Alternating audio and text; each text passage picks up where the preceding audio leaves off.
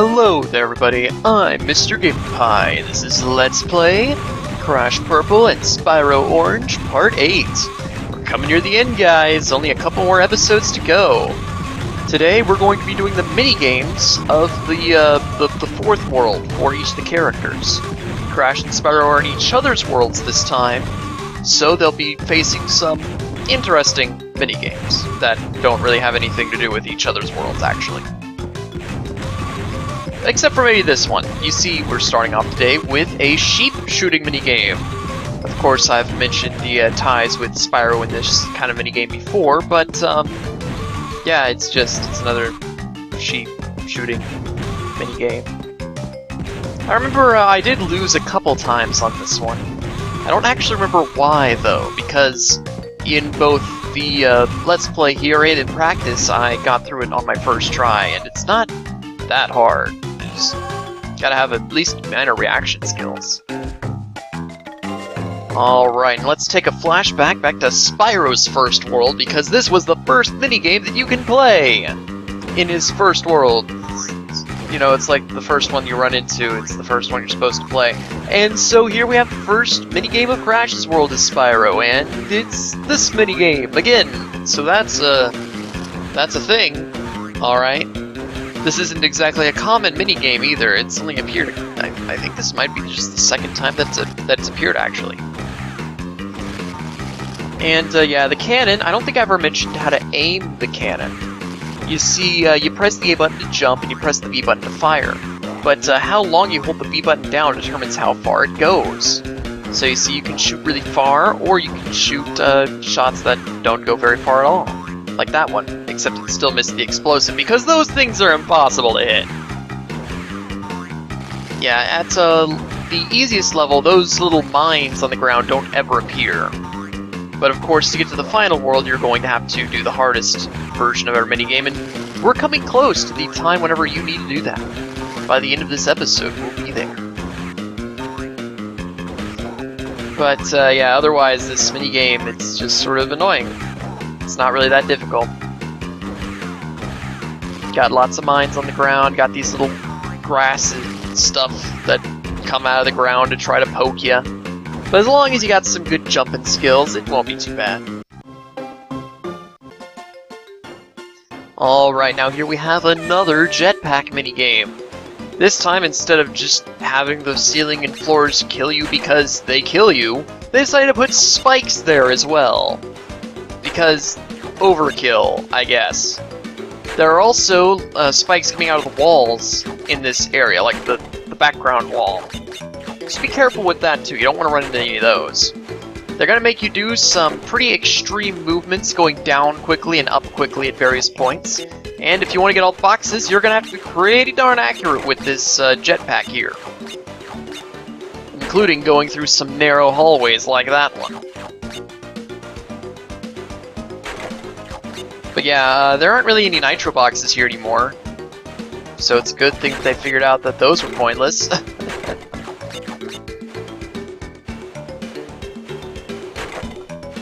I think that this makes it 3 worlds in a row now that have had a jetpack minigame. It was introduced in the ice world, there was one in the fire world, and now here we have one in the castle area too. But I believe that this is the last jetpack level. Or maybe there's one in the final level too, I don't quite remember. We'll see an episode from now. But yeah, just keep floating around. Don't get too rambunctious. Don't hold the A button too long when going up, or else you'll just fly straight into some spikes. That would be bad. But yeah, and I have one outtake. I miss a box, and then dive bomb to death. Okay guys, are you ready for a space shooter minigame? No. No, you can't be ready for a space shooter minigame. It's impossible. In any case, this is where they really start making you go left to right to go down the correct pathway in a certain amount of time. That's pretty annoying, and it even kills me once. You get a little outtake about that later on, once this minigame is over in like another minute. Yeah, at this point there's just not a whole lot to say. This is the part of the game where they really start trying to trick you into death. Like right there, the middle path. There's no real way to tell that you'll get crushed by that pathway until you're too deep into it to really notice. And they put all the enemies there, which, you know, if you're a gamer, you probably think, oh, look, all the enemies are here, this is probably the right pathway, but no. They use your gamer instincts against you. How diabolical. But, yeah, just keep shooting. By this point, the assistant enemies with the ray guns, they'll actually appear in the easiest version of this minigame. So this is where they technically debut. And then getting hit by enemies does cause you to get stunned, which is why I couldn't make it out of that situation. Alright guys, are you ready for a Crash, like, breakout minigame with its really slow ball? This is not very difficult at all.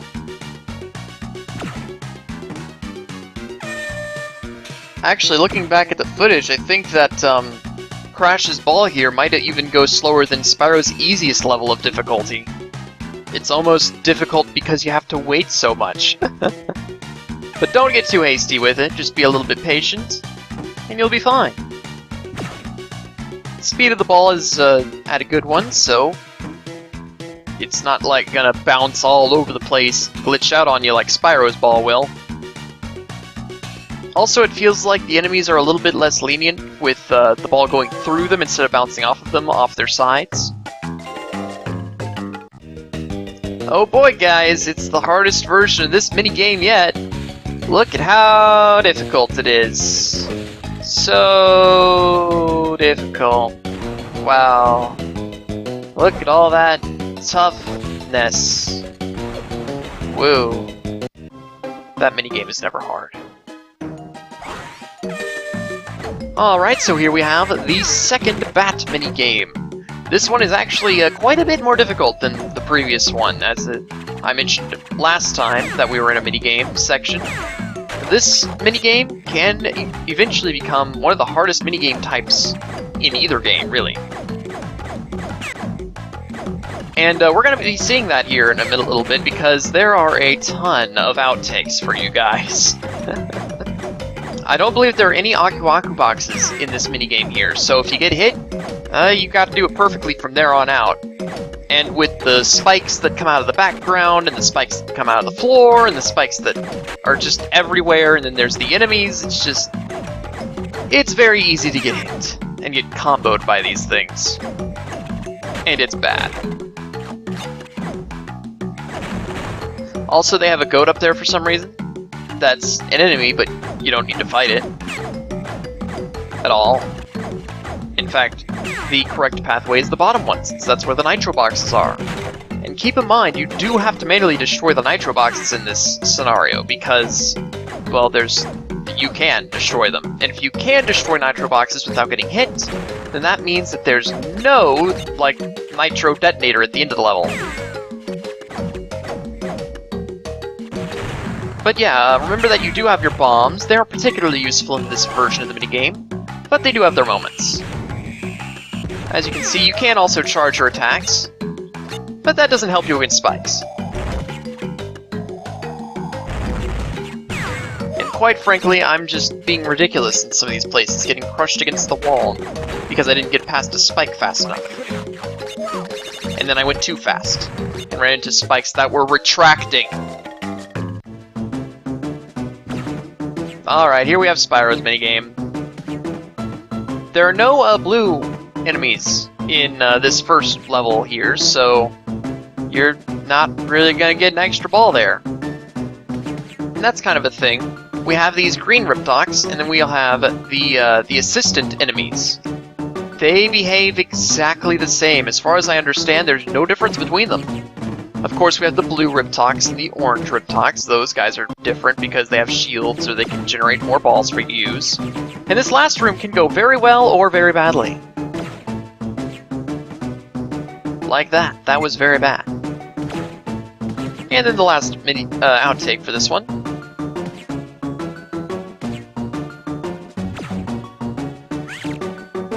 don't do this. Yeah, no, don't do that. Don't unleash a ball right in front of the enemy if you grabbed onto it, because you don't know how that ball is going to be unleashed from your little device there. Anyway, here we have another Crash Tank minigame, and this one is kind of tedious, to be honest, especially if you're going for the gym, which you have to go for. You have to get the gym to even get to the next world, essentially. So yeah, it's kind of bad. These homing missiles here, I recommend just taking them out super fast. I mentioned last time that you can change the orientation of your cannon and try to strafe around them, but that isn't really the best way to do it. It really is just best to destroy them as fast as possible before they even get a shot off. Now here we have something that we'll be seeing in this level and the next one, which will be the last tank minigame. You'll be seeing like airstrikes come down and try to destroy you. Much like Tiny's final attack where he shot cannonballs into the air, you simply need to see where the shadow is of the thing that you're trying to avoid, and then move away from it. However, while just a moment ago we only saw one missile fall down onto me, there will usually be 3 or 4 that try to hit you. Like here. Yeah, be careful about that. In any case, there are quite a few pathways to take through this level, and if you're not trying to get all the boxes, that's pretty cool because there's a lot of ways to go. If you are trying to get all the boxes, it's a little bit less cool because you have to go down all of them in one playthrough, essentially. I mean, not every single pathway has some unique boxes, but most of them do. In any case, you're going to be getting a lot of Wumpa Fruit from it, so that's nice.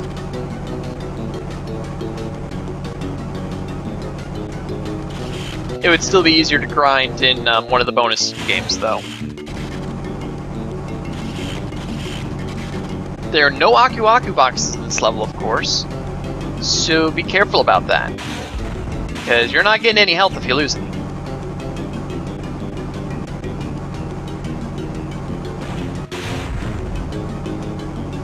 Yeah, just shooting around corners to hit those cannons. Really, most of the enemies around here aren't that difficult. The only thing that you even have to remotely worry about is the homing cannons. Alright, now, we've got this bottom right corner of the level here, and it's pretty much just to give you a tough time with getting the gem. Because you see, we got these 3 boxes right here in this pool of water, but then we've also got this airstrike coming down on us. And that can be bad. It can be real bad. Fortunately, we've gotten all the boxes now, so now we simply have to reach the end of the level. There we go. The gem and the crystal. And we have an outtake. Because reasons. Yeah. Those flame-throwing cannons usually aren't that difficult, but I just sort of screwed up there. And speaking of tanks, here we have Spyro's tank, because Spyro needed another space shooty level. Yep. Definitely needed that. Absolutely. And I'm just being stupid. Because that's what I do sometimes. Occasionally. It's not very common, but it does happen. In this minigame, it just seems to go on forever. These minigames seem to go on forever. Especially nearing the end of the game, if you've been going through the easy, normal, and hard version of every minigame up till now. It's just like these minigames just never end. And there's still more! There's still more.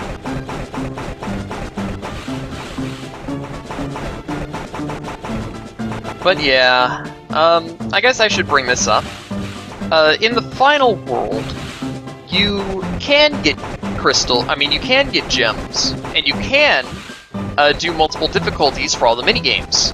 However, to reach the final boss from the final world, you don't need to do that. You simply need to beat all the minigames once. With that said, I will be getting all of the crystals, or well, the gems, as Crash. With that said, I will not be doing hard mode on all of Spyro's minigames. Now I'm gonna let you guys decide on a little something here. Because, basically, I'm not gonna do all of Spyro's hard difficulties, but if you guys want, I can do some of them still. In fact, I'd even say that I could do most of them. But, you know, just what do you guys want to see out of it? Do you want to see what the easy mode of various minigames looks like? Or you want to just have me keep doing hard modes as much as I can? Because there is one minigame that I just can't do. And I can barely do it in easy mode. Anyway, we have a little outtake here for this minigame. It's terrible, because right at the end I explode. Anyway, alright, so here we have Ripto.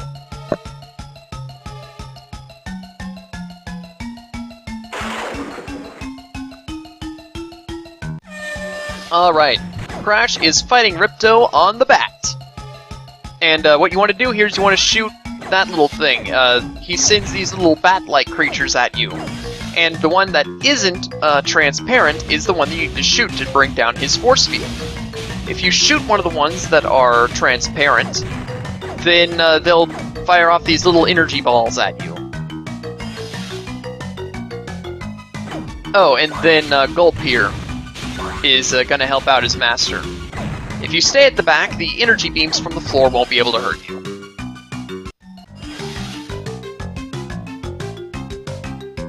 Alright, Crash defeated Ripto. And now we're gonna follow him back to the base. Except, maybe not. Let's see how Spyro did.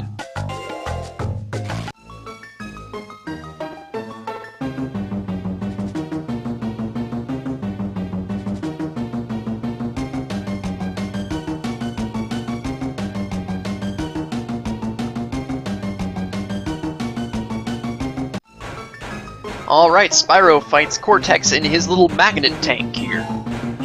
You gotta find ammunition and then hit him with it. It's not that complicated. If you hit his green force field there, it doesn't count as a hit, and he'll, like, fire a counter energy sphere back at you. He'll also be able to fire off the energy spheres just whenever he feels like it, too. Overall, he doesn't attack too frequently, so this boss battle isn't really that difficult. Oh, he also drops mines on the ground. You just sort of have to avoid those. Either way, Spyro has a lot more health than Crash does, though with that said, I guess he does have less offensive presence, since you do need to find the missiles on the ground, whereas Crash just shoots as many missiles as he wants. Anyway, back to Crash's cutscene, because I just sort of put Spyro's boss battle in the middle of it.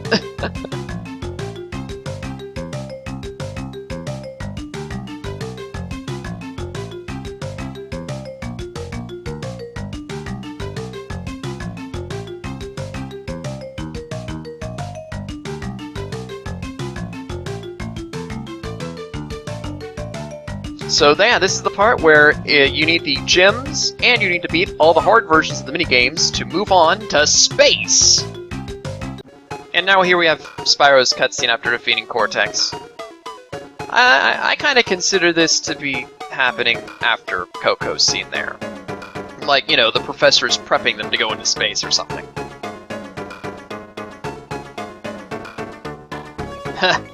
Yeah, not much danger to Crash at all. Anyway, here's the force field that requires the gems to get past, and next time, we'll be going into space. I'll see y'all later!